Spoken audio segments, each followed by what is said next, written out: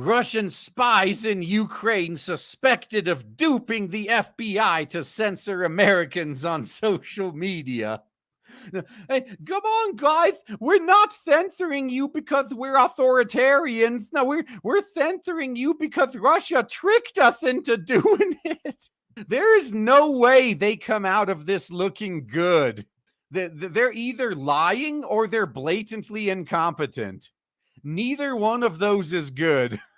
But this just shows how desperate they are. That they can't even make up good excuses anymore for why they do the things they do. So the FBI was enlisted by the Security Service of Ukraine soon after the Russian invasion to demand social media platforms take down posts and block accounts such as those belonging to American journalists, according to House Judiciary Committee investigators. Oh, wow. So apparently the FBI takes orders from Ukraine now. Did you guys know this? Yeah, isn't it the CIA that's supposed to deal with foreign governments? And yet here we go with the FBI taking orders from Ukraine. There's now suspected that Russian agents had infiltrated the Ukrainian intelligence agency known by their acronym SBU, potentially manipulating the FBI's attempts to censor the journalists and at least one State Department official. Trust the system, guys. They got checks and balances to make sure that their power is never going to be abused, though. A very good point right here. So obviously their excuses are so bad because of the Hollywood writers' strike. They don't have any good writers left. As if there were any good writers in Hollywood anyway, at least now. But that's a good excuse. So the FBI had vouched for removing social media posts that were pro-Ukraine or critical of Russian President Vladimir Putin, according to the report.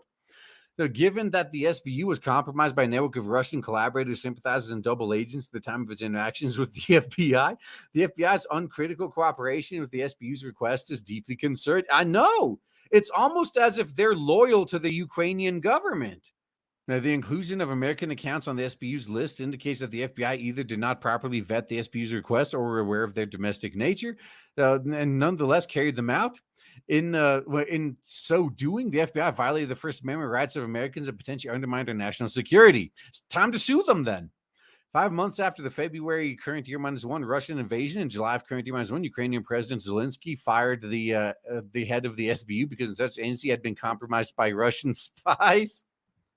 Which shouldn't he be fired as the lead of the government, though? The FBI declined to comment for this article. They probably couldn't find anyone who wasn't a Russian spy to say anything, if I were to guess. The double whammy for the FBI engaged in social media censorship and getting duped into it by a foreign adversary only adds to the woes at America's premier law enforcement agency. You mean the brown shirts? Now, the FBI has been battered by whistleblowers and other critics who say the Bureau suffers from mismanagement and biased leadership and has been conducting a string of politically motivated investigations targeting conservatives. That objectively true. They have indeed been doing all of the above. Now, the FBI also played a role in the Brand administration's pressuring of social media companies to censor American speech. The censorship, as alleged in a lawsuit against the government, prompted a federal judge last week to slap a temporary injunction banning Brandon officials from contacting social media companies about online content. You know what's going to happen? They're just going to ignore it. They're going to completely ignore the injunction and do what they want anyway. What are you going to do about it, huh? Nothing. As part of the Judiciary Subcommittee's investigation into the government censorship, the panel issued a subpoena on February 15th for documents from Fakebook and Alphabet to pick up on Google and YouTube. So the documents obtained in response to the subpoenas reveal the FBI, on behalf of Ukrainian intelligence agency, requested in some cases directed the world's largest social media platforms to censor American speech online. Yep, that makes these platforms agents of the state, so it becomes a First Amendment violation. Not a good look for these clowns. Now, according to the report, after the invasion, the SBU asked the FBI to identify and disrupt Russian influence operations on social media.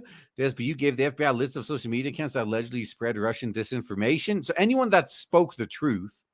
But according to the committee's investigators, the list targeted U.S. officials and U.S. urinal. And these idiots didn't. And these are the guys that probably pride themselves on their fact checking, too. The committee's analysis of these disinformation registries revealed that the FBI, at the request of the SBU, flagged for social media companies the authentic accounts of Americans, including a verified U.S. State Department account and those belonging to American journalists. I wouldn't call journalists authentic by any means. It said the FBI and SBU repeatedly requested the removal or suspension of authentic accounts expressing unambiguously pro-Ukraine views and those voicing opposition to Putin.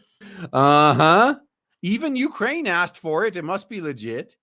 So at times, the FBI would even follow up with the relevant platform to ensure these accounts were taken down, regardless of its intended purpose in endorsing the SBU's request. The FBI had no legal justification for facilitating censorship of Americans' protection of free speech on social media.